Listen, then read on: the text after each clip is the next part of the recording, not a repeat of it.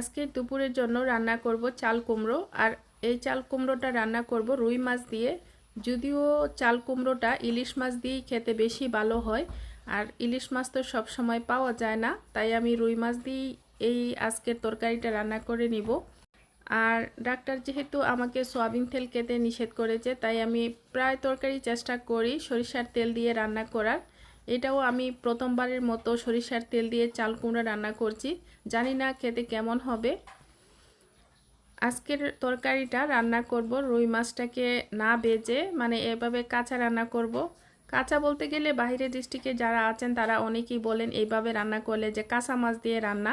আসলে কাঁচা মাছ না, আমরা ওগুলাকে মানে ভেজে নেওয়ার পরে সবজিতে খুব ভালো একটা টেস্ট আসে না। এজন্য আমরা ফ্রেশ যে কোনো মাছ দিয়ে এইভাবে হালকা কষিয়ে নিয়ে মাছটাকে তুলে রেখে দেই, তারপরে একই তেল মশলায় সবজি দিয়ে কষিয়ে রান্না করি। এটা সম্পূর্ণ আমাদের ঘরোয়া রান্নাবাড়া, এটা কোনো বিশেষ রেসিপি না, অনেকের কাছে এটা অপছন্দনীয় হতে পারে। লাউ বা কুমড়ো সবজিতে সব সময়ই কম তেল মশলা দিয়ে রান্না করলেই খেতে ভালো হয়, তাই আমিও খুব কম মশলা দিয়ে রান্না করছি। সব ধরনের গুঁড়া মশলা খুবই পরিমাণে কম, মানে সামান্য সামান্য মশলা দিয়ে মশলাটাকে ভালো করে কষিয়ে নিয়েছি।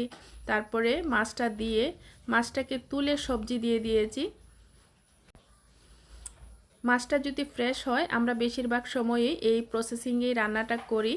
কুমড়োটা যখন প্রায় সিদ্ধ হয়ে গেছে, এই পর্যায়ে এসে আমি মাছটা অ্যাড করে নিয়ে পরিমাণ মতো পানি অ্যাড করে নিয়েছি। তারপরে কয়েকটা কাঁচামরিচ ফালি করে দিয়ে দিয়েছি ফ্লেভারের জন্য।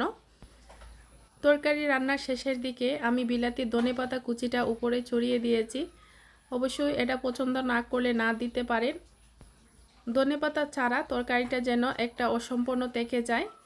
যাই হোক, আজকে আমি আমার পছন্দের আরেকটি তরকারি রান্না করব, সেটা হলো গরুর বুড়ি। অনেকে নাক চিটকাতে পারেন। এই অপছন্দনীয় খাবারটা কখন যে আমার পছন্দের তালিকায় চলে আসছে আমি জানি না। এক সময় এটা আমি একদমই খেতাম না, বা আমার ফ্যামিলিতেও কেউ মানে খেত না, কেউই পছন্দ করতো না। এখন আস্তে আস্তে আমার ফ্যামিলির অনেক সদস্যই এটা খাওয়া শিখে গেছে, তাও এটা শখের বসেই খাওয়া।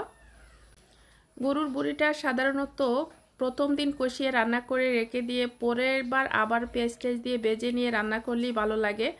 আজকে আমার খুব বেশি খেতে মন চাচ্ছিল, তাই আমি একদম সাথে সাথে রান্না করে খেয়ে নিয়েছি। বুড়ি আমি আমার নিজের হাতে পরিষ্কার করে সিদ্ধ করে হলুদ মাখিয়ে রেখে দিয়েছিলাম।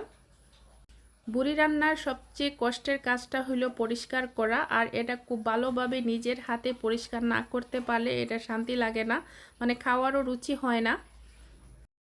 দেখতেই তো পাচ্ছেন আমি বুড়িটা কিভাবে রান্না করছি। প্রথমে আমি পেঁয়াজ দিয়ে ভালো করে ভেজে নিয়ে পরিমাণ মতো গোটা গরম মশলা, আদা রসুন বাটা এগুলা দিয়ে খুব ভালোভাবে কষিয়ে নিয়েছি। আর এই তো সব ধরনের অল্প অল্প করে গুঁড়া মশলাও অ্যাড করে নিয়েছি। আর বুড়িটার স্বাদ কিন্তু অনেকটাই নির্ভর করে কষানোর উপরে। আমি খুব ভালোভাবে প্রায় ঘন্টা দেড় ঘন্টার মতো খুব ভালোভাবে কষিয়ে নিয়েছি। প্রথমে আমি 2 কাপ পরিমাণ পানি অ্যাড করেছিলাম, পুরো পানিটাই আমি ভালো করে কষিয়ে একদম শুকিয়ে নিয়েছি। বুড়ির পরিমাণটা খুবই কম ছিল, তাই আমি আজকের বুড়ির সাথে আমার পছন্দের কিছু আলু আর সাতকরা অ্যাড করে নিব।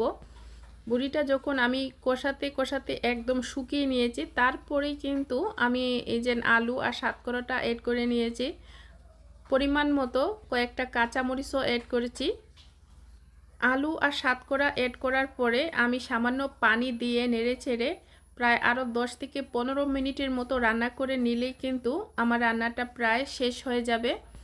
সাতকরা আলু কাঁচামরিচ এগুলা অ্যাড করার কারণে খুব সুন্দর একটা ফ্লেভার হয়েছে। আলহামদুলিল্লাহ বুড়িটা বেশ মজা হয়েছিল।